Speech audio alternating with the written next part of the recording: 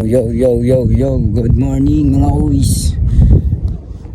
Day 2 namin dito at ito medyo kalmado na yung panahon pero medyo naambun-ambun pa siya. Tingnan nyo yung kalangitan. Thank you Lord sa magandang panahon at okay lang.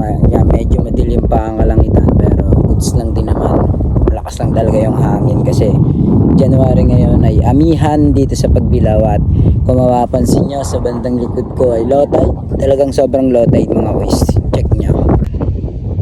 Kahit makarating ka doon sa malayo, talagang sobrang liit ng tubig at yan. Ganito kalinis at kaganda dito sa may Pagbilao Quezon. Yan.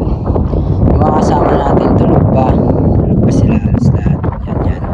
Tapos ang gising pa lang sa mga oras na to ay yan si Ace.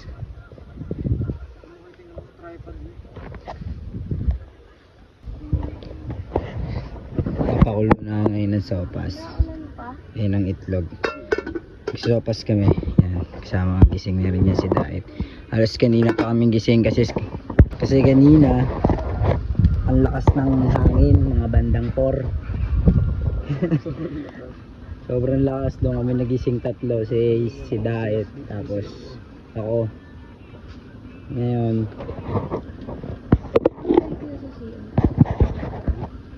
ito yung setup namin dito. Tapos sobrang daming tent dyan. Yan, sopas kami dito. Tapos kami butane lang kami guys. Kasi guys, binibigyan na kami ng medyo magandang panahon. Hindi hindi pa total. Hindi naman naambon, malakas ng hangin. Hindi naman. Ang piyas na yun sa puno, sa dahon.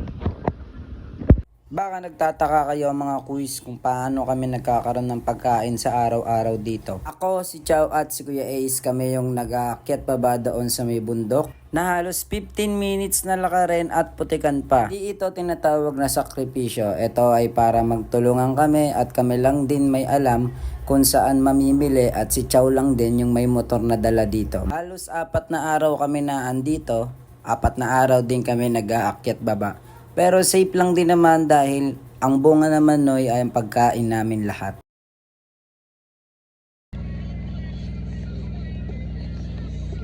Hindi kaya mga kuys kung sa butane namin to sinalang dahil napakalaki ng kaldero na to. Kaya nagparingas na lang kami dito sa baba, kumuha kami ng 3 malalaking bato at dito na lang namin niluto tong sopas na to. Di uling lang yan mga kuys at luto na ang almusal namin. Yeah, sipag! Dami ng taon to! Wow! Mini vlog. Bakit may pang... Ayaw mo ka. Doon na. Si April Boy, Daet. Kayang tanggapin na mawa... Oh, binubad yung sombrero eh. Pasado siya. Vlog yan, uy, vlog yan. Ay, Dodge. Oh, sipag ah. Puta yun. Dapat na doon. Wow. Ito yung baby Jo Marie. Baby ni Jo Marie. April Boy. Mga anak ni Lord. Jello Mean. Jopan. Si Manayji. Sila ang pang-girl. Joke! Time lapse. Wag, double check.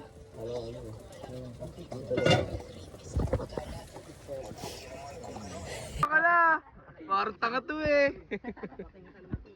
Hala, may video ka na oh. Habang nagluluto yung iba, ine-explore naman nila yung ganda nitong karagatan mga quiz.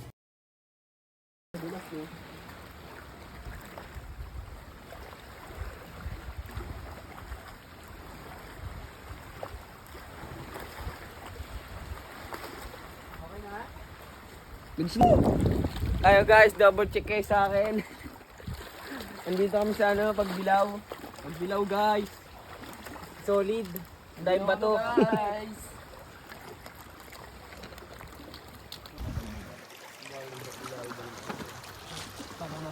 Grabe na araw na, magaling muna kayo. Ay guys. Na-araw tapos na ulan.